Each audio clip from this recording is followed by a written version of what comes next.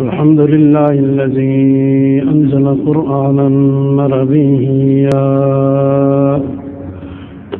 وهدانا صراطا سويا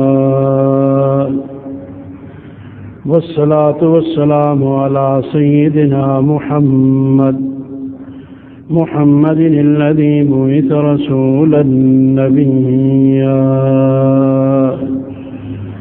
وعلى آله وأصحابه الذين سلكوا طريقا مرضيا أما بعد فأعوذ بالله من الشيطان الرجيم بسم الله الرحمن الرحيم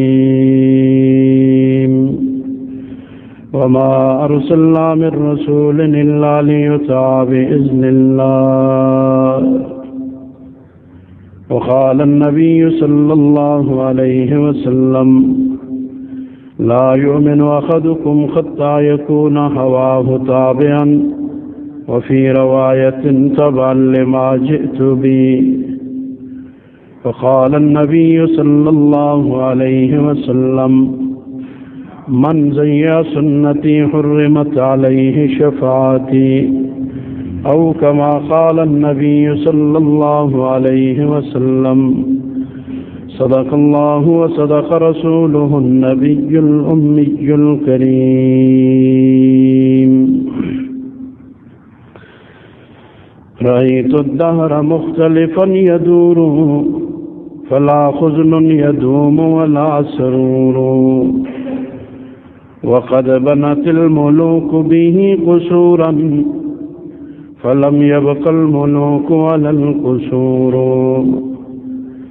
ونور محمد أبدا تماما ونور محمد أبدا تماما على وضح الطريقة لا يفور محمد راسنا گو چونکہ رب ہست کند وصف شداروی بے ادب ہست اگر دارم دماغ جملہ عالم ز انسان سنائے اون عجب ہست ز مدح اون دل من نور نورس ز ظلمت ہائے دنیا دور دورست ولے بائی نمی گردم سلیمان کہ گربر آسمان شد مور مورست میری نظروں میں تو اپنی خطاؤں کی ندامت ہے میں کس برتے پہ کہہ دوں مجھ کو آقا سے محبت ہے میرے لکنت زدہ فن سے ادا کیا حق کے مدحت ہو میرے لکنت زدہ فن سے ادا کیا حق کے مدحت ہو ہر ایک حرف ثنا خوانی بھی تو سنگ ملامت ہے میرا کیا ہے میں خود کیا ہوں میرا کیا ہے میں خود کیا ہوں فقط ایک نام کا عاشق یہ نسبت ہی سے ہے انور اگر کوئی جو قیمت ہے ان اللہ وملائکتہ یصلون علی النبی یا ایھا الذین آمنوا صلوا علیہ وسلموا تسلیما اللهم صل على محمد وعلى آل محمد كما صليت على إبراهيم وعلى آل إبراهيم إنك حميد مجيد اللهم بارك على محمد وعلى آل محمد كما باركت على إبراهيم وعلى آل إبراهيم إنك حميد مجيد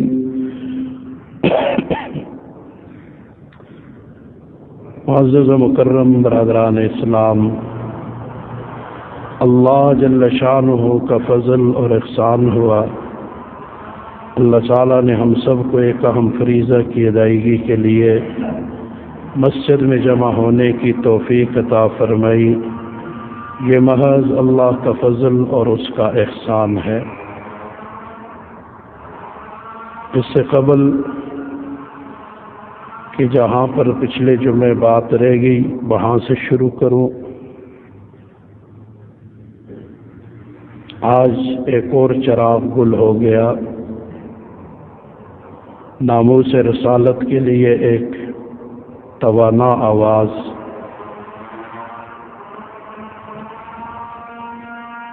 اگرچہ مسلکاً ان سے اختلاف ہے، لیکن انہوں نے آقا دو عالم صلی اللہ علیہ وسلم کی ناموس کے لیے بہت بڑا کام کیا۔ میری مراد مولانا خادم حسین رضوی صاحب، اللہ تعالی آنے والی منازل آسان فرمائے، جنت الفردوس میں اعلیٰ مقام عطا فرمائے، اور ہم سب کو اس نازک دور کے اندر،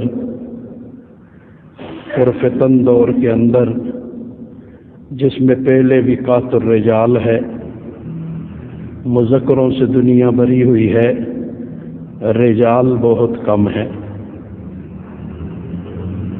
مذکر بہت ہیں، رجال بہت کم ہیں۔ وقات الرجال کے اس دور میں علماء کا اٹھ جانا قطعاً ہمارے لیے اچھا شگون نہیں ہے۔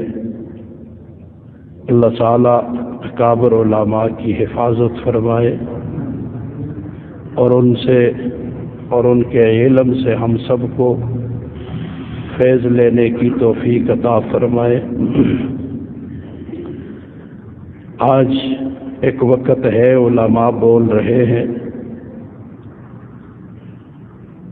اللہ نہ کرے میرے منہ میں خاک کہ وہ وقت آئے کہ جب ہمیں بتانے والا کوئی نہ رہے، بولنے والا کوئی نہ رہے۔ آج تو لوگ علماء ہر جگہ دین کی بات کرتے ہیں، لیکن بسا اوقات لوگ تنگ ہوتے ہیں کہ جی ہر جگہ یہ بولتے ہیں، تو علماء نے ذمہ داری چونکہ دین کی اٹھائی ہے۔ جیسے بازار میں آپ جائیں، دنیا اوپر لگے نیچے لگے، ٹماٹر بیچنے والا ٹماٹروں کی آواز لگاتا ہے، دوستوں یاروں سے جب ملتا ہے تو اپنی ہی فیلڈ کی بات کرتا ہے، تو اہل علم بھی موقع کو غنیمت جانتے ہوئے جہاں موقع ملے دین کی بات پہنچا دیتے ہیں۔ دین پہ عمل کرانا ہماری ذمہ داری نہیں، دین کی بات پہنچانا ہماری ذمہ داری ہے۔ بعض لوگ کہتے ہیں او جی علماء کیا کر رہے ہیں، علماء آپ تک دین کی بات پہنچاتے ہیں، اب اگر کوئی نہ مانے تو ڈنڈے کے زور سے ہم نہیں منوا سکتے، ہمارے پاس یہ اختیار نہیں، صرف زبان ہے، زبان سے بات کہہ دیتے ہیں، کوئی مانے تو فبہا، نہ مانے تو اپنا کام کرے۔ یہی ذمہ داری انبیاء کی تھی۔ قرآن میں اللہ تعالیٰ نے جا بجا ارشاد فرمایا، پیغمبر آپ کا کام بلاغ مبین ہے، ان تک کھول کے بات پہنچا دینا ہے، باقی آگے قوم نہیں مانتی تو اپنا کام کرے، اس سے ہمیں کوئی سروکار نہیں۔ مالی دا کم پانی لانا پر مشکاں پاوے، مالک دا کم پھل پھل لانا لاوے یار۔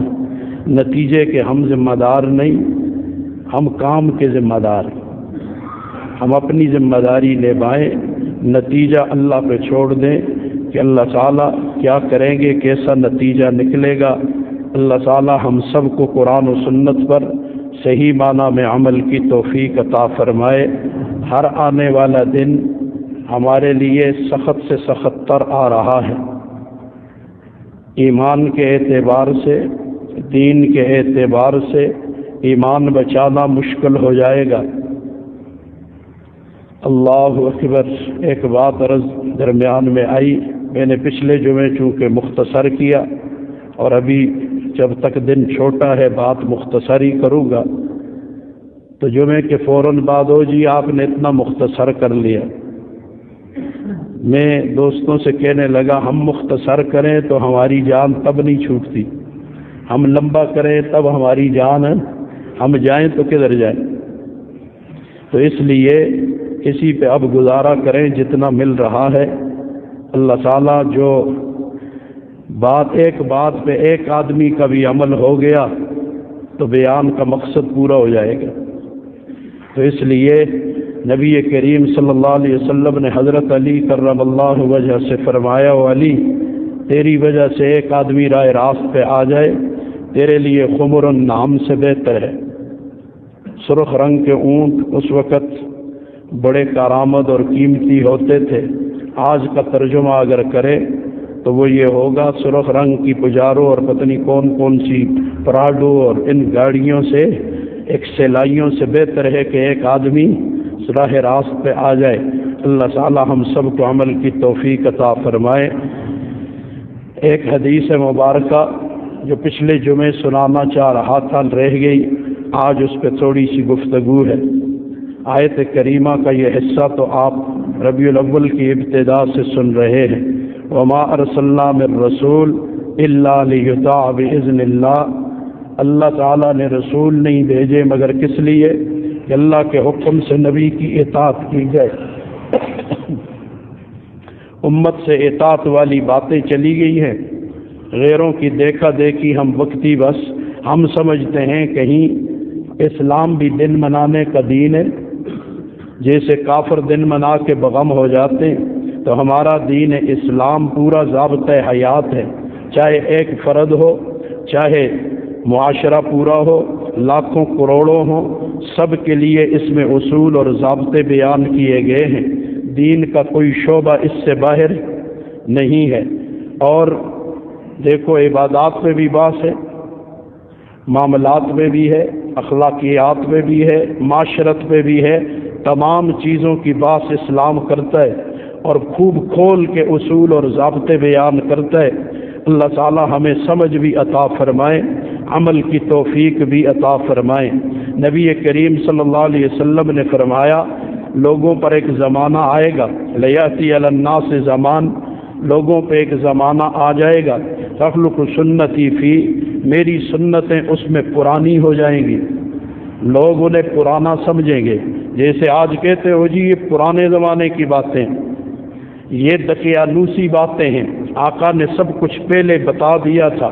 وَتَجَدَّدَ فِيهِ الْبِدْعَ، اور اس وقت جدید جدید بدعات شروع کی جائیں گی، نئی نئی باتیں لے آئیں گے۔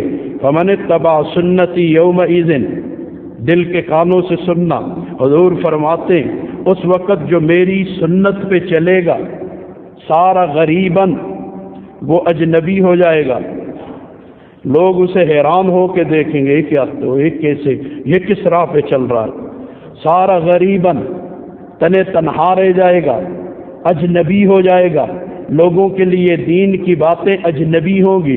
دوسری حدیث مبارکہ میں بھی حضور نے فرمایا نا، ان الدین بدا غریبا، دین کی ابتدا اجنبیت میں ہوئی تھی، کوئی نہیں جاننے والا، پھر ایک، پھر دو، پھر تین، پھر چار، اور بیچ آہستہ آہستہ سلسلہ چلتا رہا۔ وَسَيَعُودُ كَمَا بَدَا، دین پہ ایسا وقت ضرور آئے گا جیسے ابتدا میں اجنبی تھا، ایک وقت آئے گا یہ پھر اجنبی ہو جائے گا۔ آج دین اجنبی کیا جا رہا ہے، دین کی باتیں ہمیں اوپری لگتی ہیں، کافروں کی کوئی بات اوپری نہ لگی، مجھے دکھ یہ ہو جاتا ہے، اندر سے کڑتا ہوں، کیا کروں، سوائے رونے کے ہمارے پاس اور کچھ نہیں ہے۔ تمہیں کافروں کی کوئی بات اجنبی نہ لگی، کافروں کی کوئی بات بری نہ لگی، کافر نے کوئی طریقہ ٹی وی کی سکرین پہ دکھایا، میرے مسلمان نے اسے اپنایا، اور صرف اپنایا نہیں اس پہ فخر بھی کیا۔ دکھ یہ نہیں کہ گناہ ہو رہا ہے، دکھ یہ ہے کہ گناہ کو گناہ نہیں سمجھا جا رہا۔ گناہ ہوتے انسان ہیں، ہم دن میں سینکڑوں گناہ کرتے ہیں، لیکن کم از کم گناہ کو گناہ تو سمجھیں۔ آج گناہ کو گناہ نہیں سمجھا جا رہا۔ آپ دیکھ لیں، گناہ کو گناہ سمجھا جائے تو اس سے ہم بچے نا. گانے باجے کو گناہ سمجھا جاتا ہے؟ اگر سمجھا جاتا تو بیوی بچوں کے اور بچوں کی شادیوں میں گانے باجے ہوتے. یہ شادی کے علاوہ یہ نوجوان گاڑیوں میں اونچے اونچے لگا کے یوں جاتے. زار کو زار سمجھتے ہیں کہ یہ مارتی ہے. کون عقل مند زار کھانا پسند کرے گا؟ آج تو ہم نے گناہ کو گناہ سمجھنا چھوڑ دیا. افسوس یہ ہے، دکھ یہ ہے کہ ہم گناہ کو گناہ نہیں سمجھتے. اللہ تعالی ہمارے حال پہ رحم کرے.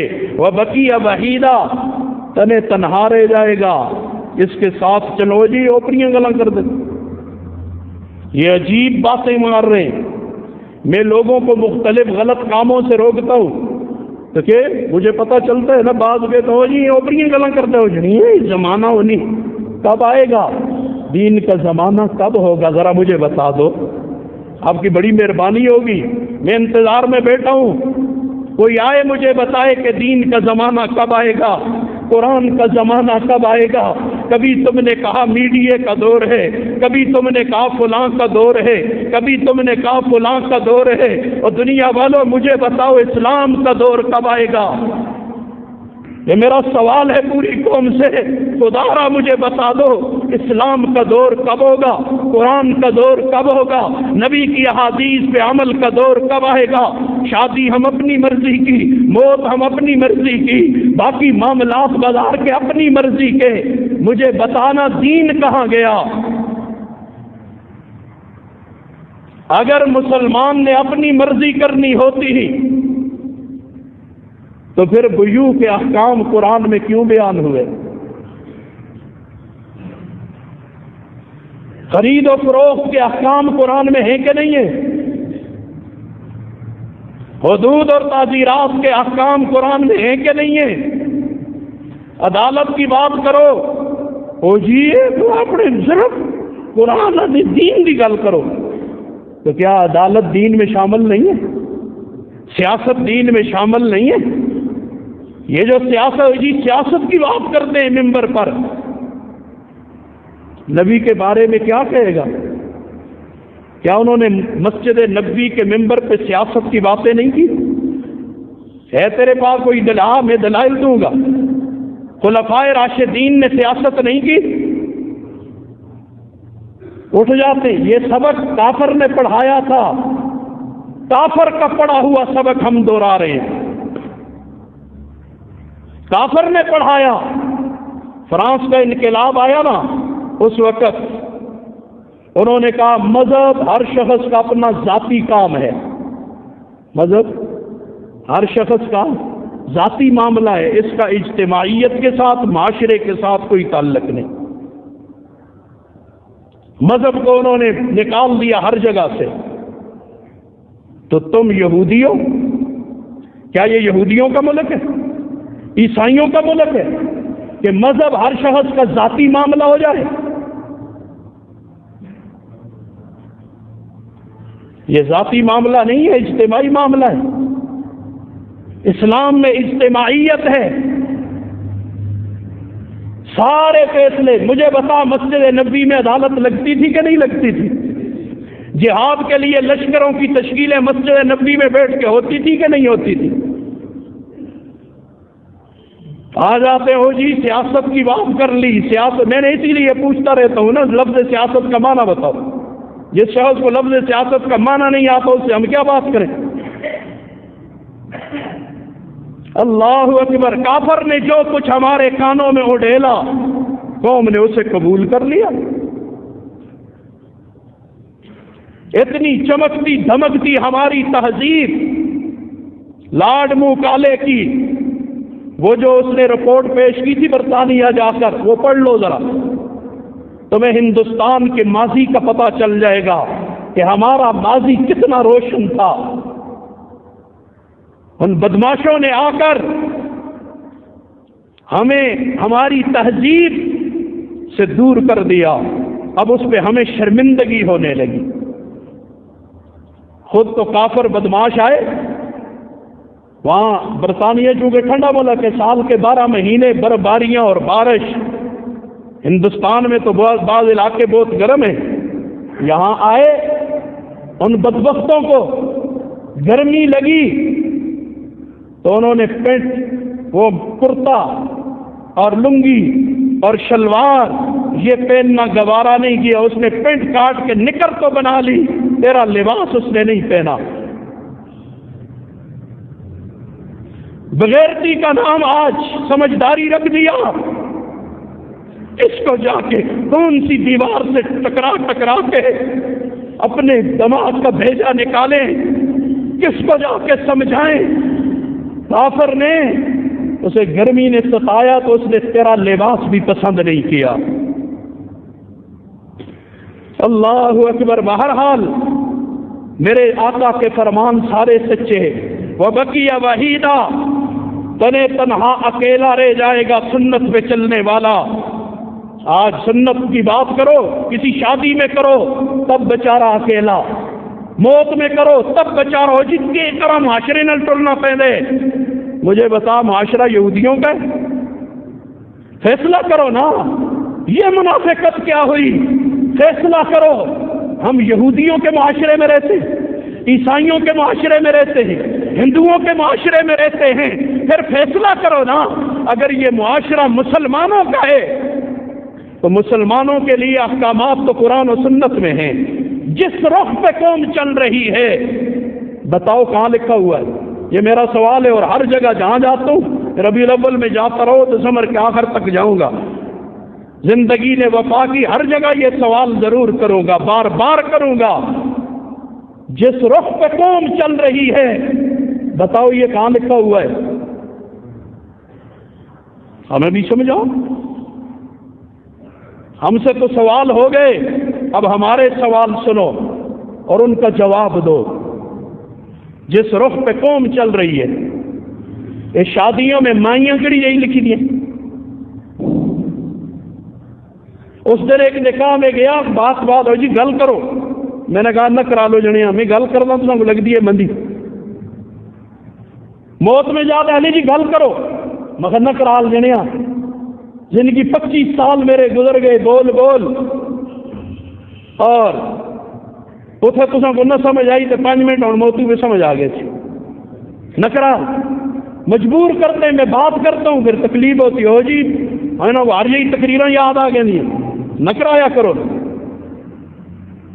میں نے منت کی ہے کسی کی، مجھے شوق ہے بولنے کا، دین کی منتیں بھی کرتے ہو، جب بات کرتے ہیں پھر تکلیف میں نہ کرا جنیا، بڑی گلا ہضم نہیں ہوندی۔ تم کہتے ہو اسی چکج مرضی ہے کرا، مولوی کہے بالکل بالکل تو سمجھے جنتی تو دنیا تک کوئی نہیں۔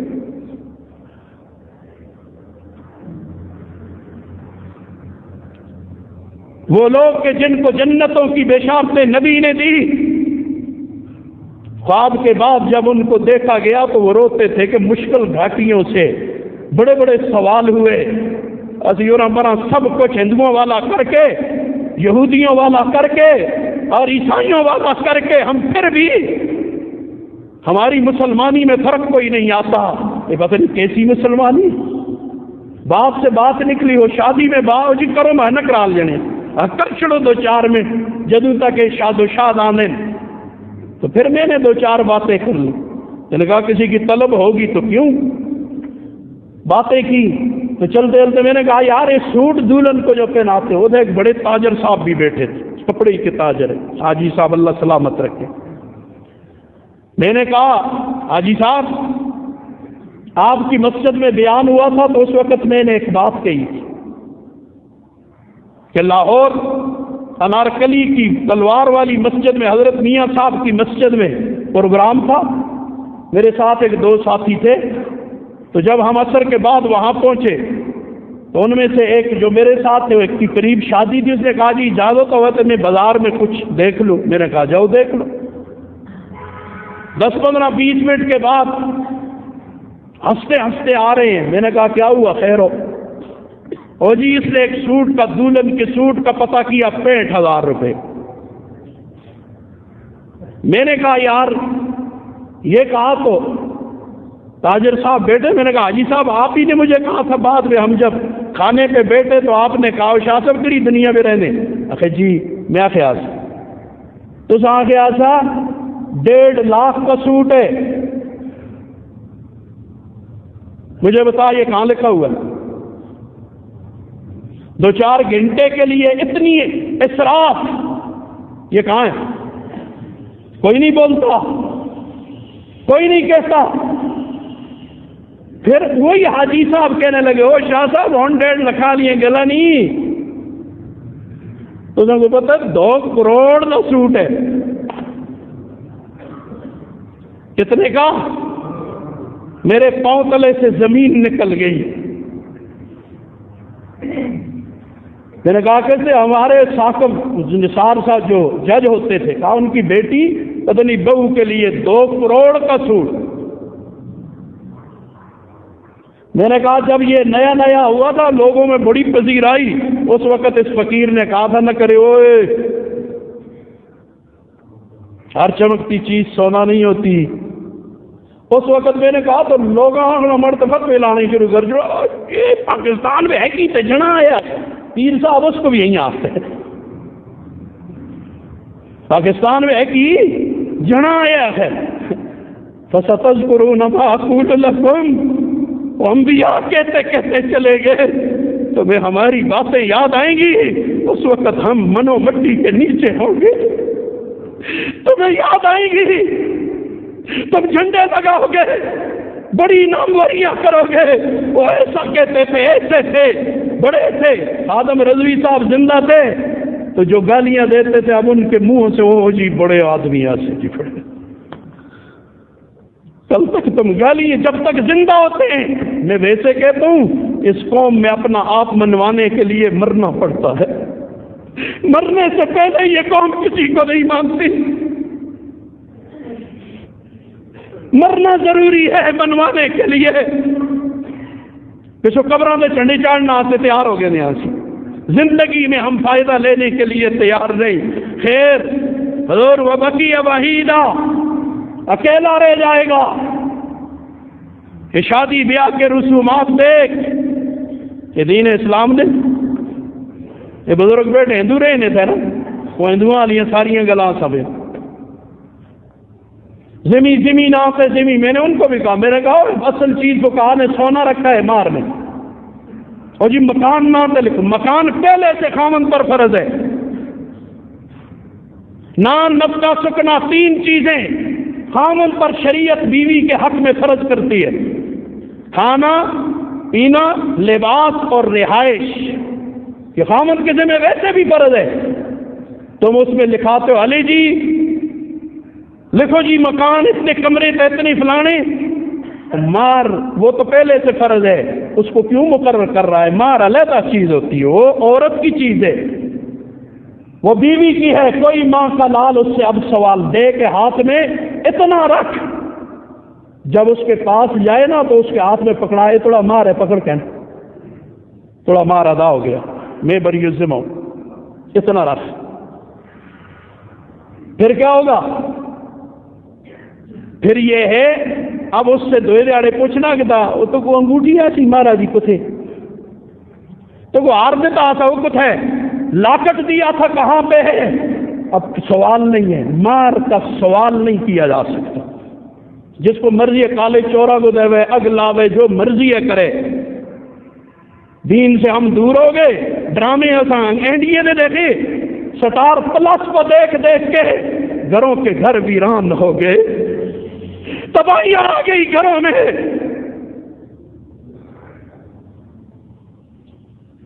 خامد ایک جملہ ذہن میں رکھنا، اس فقیر کا جملہ لے لو، 2-3 منٹ ہے بس، حدیث پوری نہیں ہو رہی، جب ہوگی دیکھا جائے گا۔ مرد کے فرائض، مرد کے فرائض وہ کیا ہے؟ بیوی کے حقوق ہیں۔ مرد کے ذمہ جو چیزیں فرض ہیں وہ بیوی کا کیا ہوتا ہے؟ حق۔ بیوی کے حقوق مرد کے فرائض ہیں، اور بیوی کے فرائض مرد کے حقوق ہیں۔ پتہ ہی نہیں مرد کا کیا حق ہے، عورت کا کیا حق ہے۔ ہم مسلمان ہیں، مرد عورت کے حقوق ہم انگریزوں سے لے رہے ہیں، ہم مسلمان ہیں ہندوؤں سے لے رہے ہیں، ہندو جہیز کا اسلام سے کوئی تعلق نہیں. اپنی خوشی سے کوئی دے، اپنی بچی کو کوئی دے رہا ہے، اس سے روک بھی نہیں رہا، لیکن وہ جی اپنی تیو کو دینے ہیں، تیو کو دینے تو ساری برادری کو ٹاک کے دستک ہی ہونے، تیو کو نہیں دیتا نا. یہ ساری زندگی 18 سال 15 20 سال جو بیٹی پالی تو بازاروں سودان کے برادری کو ٹاک کے دستے ہونے اس سوٹ میں تیو واسطے آنے. بہت باتیں کرنے کے لیے کس کے سامنے کروں، کس کو بتاؤں. خدارا شادیاں بھی کافروں کے طریقے پر، موت بھی کافر کے طریقے پر، وہی سارے رسوم رواج چل رہے ہیں. اللہ ہی ہمارے حال پہ رحم کرے. ہم کسی کو بتاتے تو خفو گے دے نہ دستے، حق نہیں دستے، حق دسیا تو پھر تھمو نظر آتا، برداشت کرو نا. حق بتاتے ماننے کے لیے کوئی تیار نہیں ہے. اللہ اکبر. ہائے ہائے. اور ومن اتبع بدع الناس، لوگ جو چیزیں نئی نئی جاری کر لیں گے، جو اس کی تابعداری کرے، وجد 50 صاحبا او اکثر، اس کے ساتھی کتنے ہو جائیں گے؟ 50، اور 50 کو بھی زیادہ اس کے ساتھی ہوں گے، یار بیلی ہوں گے. اور جو سنت کی بات کرے گا اکیلا رہ جائے گا، خاندان میں اکیلا، قوم میں اکیلا، برادری میں اکیلا، معاشرے میں اکیلا. اس کی سننے والا کوئی نہیں، اس کا ساتھ دینے کے لیے کوئی تیار نہیں.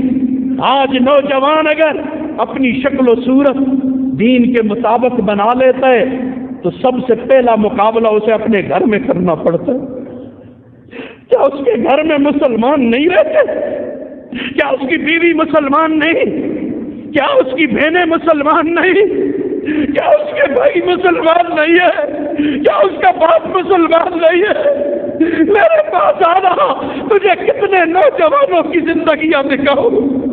میرے پاس آ کے روتے ہیں، تمہیں نہیں پتا ہے، میرے پاس آؤ.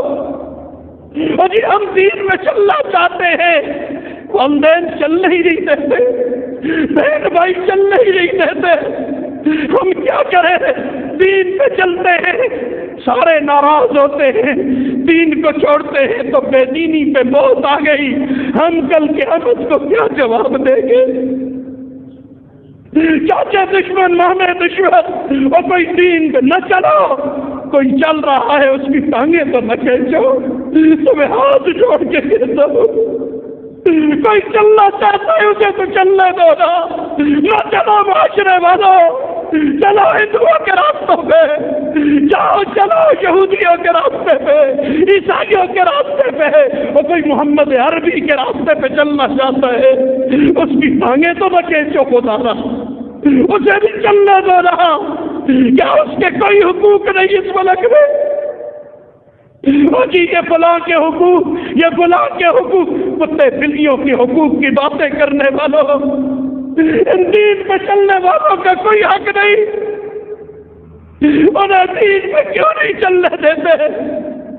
جو خود چلنا چاہتا ہے، خود ہمارا عمل ہے نہیں، دوسرا چلنا چاہتا ہے، ہم اس کے راستے میں بھی روڑے اٹکاتے ہیں.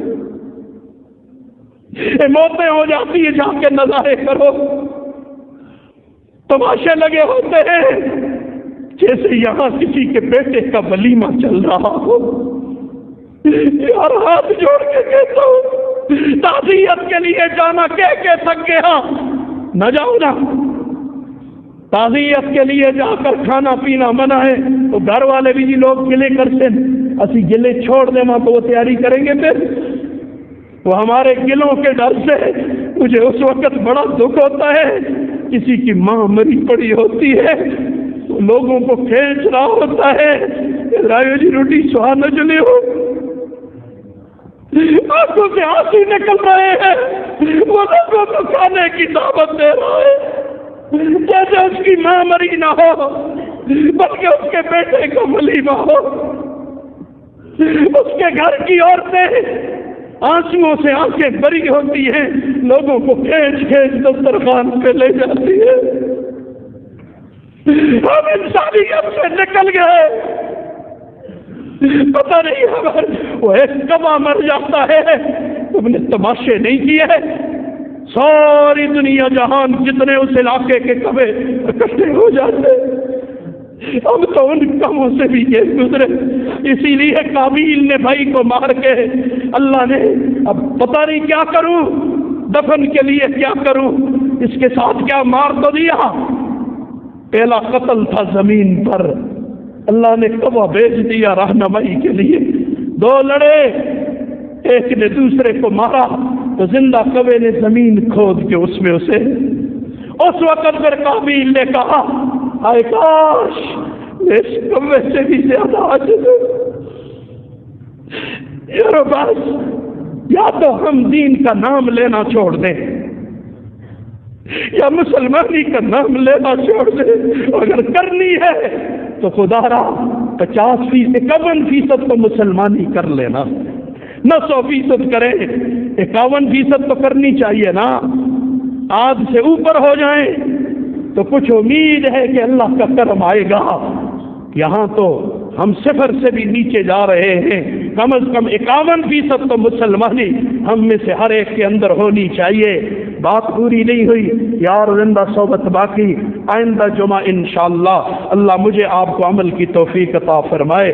وآخر دعوانا الحمدللہ رب العالمین.